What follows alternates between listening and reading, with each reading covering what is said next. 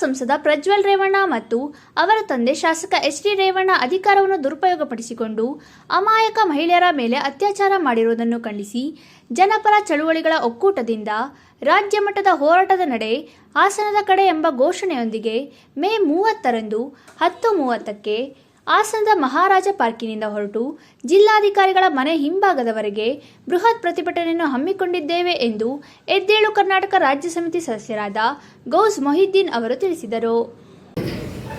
ಎದ್ದೇಳು ಕರ್ನಾಟಕ ಮೂಲಕ ಇಡೀ ನಾಡಿನ ಜನತೆಗೆ ಒಂದು ಕರೆಯನ್ನು ಕೊಡ್ತಾ ಇದ್ದೀವಿ ಅಂದರೆ, ಇದೇ 30ನೇ ತಾರೀಕು ಹಾಸನದ ಮಹಾರಾಜ ಪಾರ್ಕ್ನಲ್ಲಿ 10:30ಕ್ಕೆ ಸರಿಯಾಗಿ ಅಲ್ಲಿಂದ ಮೆರವಣಿಗೆ ಹೊರಡುತ್ತೆ. ಅಲ್ಲಿಂದ ಹೊಸ ಬಸ್ ಸ್ಟ್ಯಾಂಡ್ ರೋಡ್ ಪಕ್ಕದಲ್ಲಿ DC ಮನೆ ಪಕ್ಕ ಈ ಒಂದು ಸಮಾವೇಶ, ಧರಣಿ ಸಮಾವೇಶವನ್ನು ಅಂದ್ಕೊಂಡಿದ್ದೀವಿ. ಇದಕ್ಕೆ ಇಡೀ ರಾಜ್ಯದ ಜನ ಬರಬೇಕು. ಯಾಕಂತ ಹೇಳಿದ್ರೆ ಇದು ಒಂದು ಸಣ್ಣ ಪುಟ್ಟ ವಿಚಾರ ಅಲ್ಲ. ಯಾಕಂತ ಹೇಳಿದ್ರೆ ಇವತ್ತು 3,000 ಅಶ್ಲೀಲ ಚಿತ್ರಗಳು ಅವರ ಪೆನ್ಡ್ರೈವ್ ಇದೆ ಅಂದರೆ ಎಷ್ಟು ಜನ ಹೆಣ್ಣು ಮಕ್ಕಳ ಬದುಕನ್ನು ಅವರು ಕಿತ್ಕೊಂಡಿದ್ದಾರೆ ಅನ್ನೋದನ್ನು ನಾವು ಯೋಚನೆ ಮಾಡಬೇಕಾಗುತ್ತೆ. ಅದಲ್ಲದೆ ಈಗ ನಿನ್ನೆನೋ ಮೊನ್ನೆನೋ ದೇವೇಗೌಡರು ಬಾಯಿ ಬಿಟ್ಟು ಹೇಳ್ತಾರೆ ಎಲ್ಲಿದ್ರು ಬಾ ಅಂತ. ಯಾಕೆ ಇಲ್ಲಿವರೆಗೆ ಕರ್ಸ್ಕೊಳ್ಳೋಕೆ ಆಗಿಲ್ಲ? ಅವ್ರನ್ನ ಕಳಿಸಿದ್ದು ಯಾರು?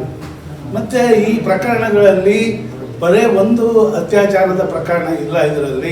ಇದನ್ನು ಕಳಿಸ್ಕೊಂಡು ಅವ್ರನ್ನ ಬಲಾತ್ಕಾರವಾಗಿ ಕರ್ಕೊಂಡು ಬಂದು ಅವ್ರ ಮೇಲೆ ಬಲಾತ್ಕಾರ ಮಾಡಿ ಅವ್ರಿಗೆ ಕೊಲೆ ಬೆದರಿಕೆ ಹಾಕಿ ಎಲ್ಲೂ ಹೇಳಬಾರ್ದು ಅಂಥೇಳಿ ಮತ್ತೆ ಅವರನ್ನು ತನ್ನ ಬಲೆಗೆ ಬೀಳಿಸ್ಕೊಳ್ಳುವಂಥ ತಂತ್ರಗಾರಿಕೆಗೆ ಆ ಪೆನ್ಡ್ರೈವ್ನಲ್ಲಿ ಅಶ್ಲೀಲ ಚಿತ್ರಗಳನ್ನು ಈತ ಮಾಡ್ಕೊಂಡಿದ್ದಾನೆ ಅನ್ನೋದು ಜಗಜ್ಜಾಹಿರವಾಗಿ ಇಡೀ ದೇಶಕ್ಕೆ ಗೊತ್ತಾಗಿದೆ. ನಗರದ ಸುದ್ದಿಗೋಷ್ಠಿಯಲ್ಲಿ ಮಾತನಾಡಿದ ಅವರು, ಈ ಚಳುವಳಿ ಸಾಧಾರಣವಾದ ಚಳುವಳಿ ಅಲ್ಲ.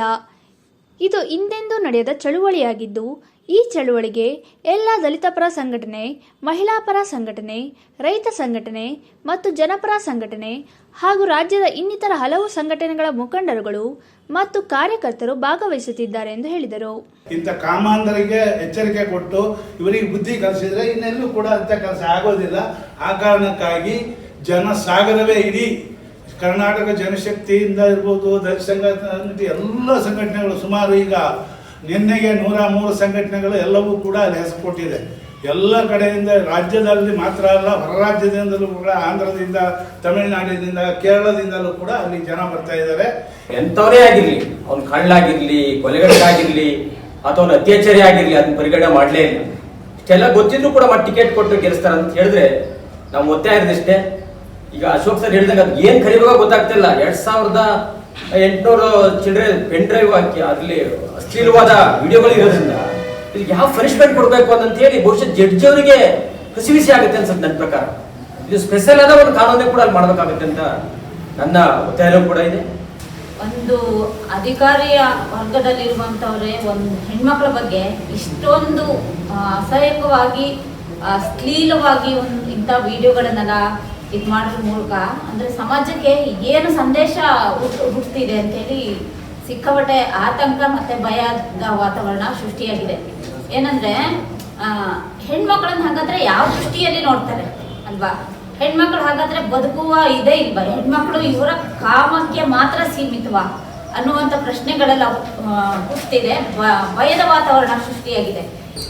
ದೇಶ ಮಟ್ಟದ ರಾಜಕಾರಣದಲ್ಲಿ ಬಹಳ ಪ್ರಭಾವಿ ಸ್ಥಾನವನ್ನು ಹೊಂದಿ ಪ್ರಖ್ಯಾತಿಯನ್ನು ಹೊಂದಿದಂಥ ಒಂದು ಕುಟುಂಬದ ಒಬ್ಬ ವ್ಯಕ್ತಿ ಅದನ್ನು ಭಾಳ ಯಾವುದೇ ಕನ್ನಡದ ನಾವು ಹಲವಾರು ಜನ ಬೆಂಗಳೂರಿನಲ್ಲಿ ಮತ್ತು ಕರ್ನಾಟಕದಲ್ಲಿ ಬೇರೆ ಬೇರೆ ಕಡೆಗೆ ಇದನ್ನು ಏನಂತ ಕರಿಬೇಕು ಅಂಥೇಳಿ ಚರ್ಚೆ ಮಾಡ್ತಾ ಇದ್ವಿ. ಕನ್ನಡದಲ್ಲಿ ಯಾವ ಶಬ್ದವನ್ನು ಕನ್ನಡದಲ್ಲಿ ಉಪಯೋಗಿಸೋದು ಕೂಡ ಭಾಳ ಕಡಿಮೆ ಪರಿಣಾಮ ಬೀಳುತ್ತೆ ನೋಡ್ತಾ ಇದ್ದೀವಿ. ಹಾಗಾಗಿ ಈ ಸಮಾವೇಶ ಇದಕ್ಕೇನಿದೆ, ಪ್ರತಿಭಟನೆ ಏನಿದೆ, ಈ 3 ಡಿಮ್ಯಾಂಡ್ಗಳು ಇಟ್ಕೊಂಡು ಪ್ರತಿಭಟನೆಗೆ ನಾವು ಎದ್ದೇಳು ಕರ್ನಾಟಕ ಎಲ್ಲ ಸಂಘಟನೆಗಳು ಒಗ್ಗೂಡಿ ನಮ್ಮೆಲ್ಲ ಜಂಟಿ ಆಶ್ರಯದಲ್ಲಿ ಎಲ್ಲರೂ ಸೇರಿ ನಾವು 100 ಸಂಖ್ಯೆಯಲ್ಲಿ ಹೋಗ್ಬೇಕಂತ ತೀರ್ಮಾನವನ್ನು ಮಾಡಿದ್ವಿ. ಈಗಾಗಲೇ ನಾವು ಶೃಂಗೇರಿ, ಕೊಪ್ಪ, ಚಿಕ್ಕಮಗಳೂರಿನಲ್ಲಿ, ಕಡೂರಿನಲ್ಲಿ ಮತ್ತು ಎಲ್ಲ ಕಡೆಯೂ ಕೂಡ ವಾಹನದ ವ್ಯವಸ್ಥೆಗಳನ್ನು ಮಾಡಿಕೊಂಡು ಹೋಗಿ ಇಡೀ ಸಂತ್ರಸ್ತರಿಗೆ ಅವರಿಗೆ ಅಟ್ಲೀಸ್ಟ್ ಒಂದು ನೈತಿಕ ಸ್ಥೈರ್ಯ ಕೊಡುವ ಕೆಲಸವನ್ನು ನಾವು